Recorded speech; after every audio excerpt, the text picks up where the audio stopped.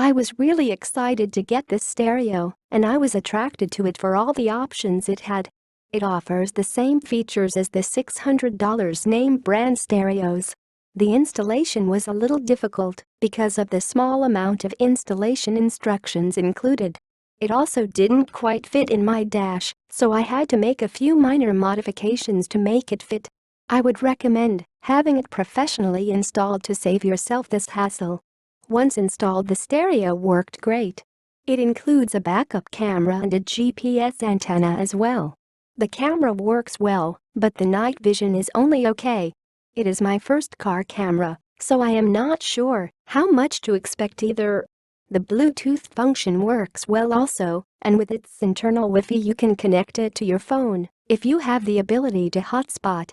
I would just use my phone as a hotspot, and I can use Google Maps navigation and Pandora just like my phone, except I can do those while keeping my phone in my pocket. The stereo has its own internal navigation software, but I prefer Google for my navigation. It comes with 2 USB inputs, so there is room for an external hard drive as well. This is nice to store all your music on. The Android operating system is easy to use and should seem familiar to you if you have ever used Android before. All in all, this stereo has lots of great features and does everything I would expect and more. The stereo isn't without its quirks though. A few times the stereo messed itself up and either wouldn't play or wouldn't do something correctly. So far it has been fixable by simply turning it off then back on again.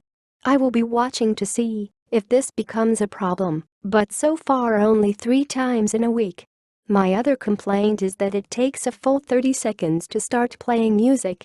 I realize the operating system needs time to load, but it would be nice if it defaulted to regular stereo while booting like some of the higher dollar units do. Overall, I rank this stereo a 4 out of 5. It has all the features I could ever ask for and looks great in my car. It has a few quirks and a long load time though. If you want to know more, please check the description below.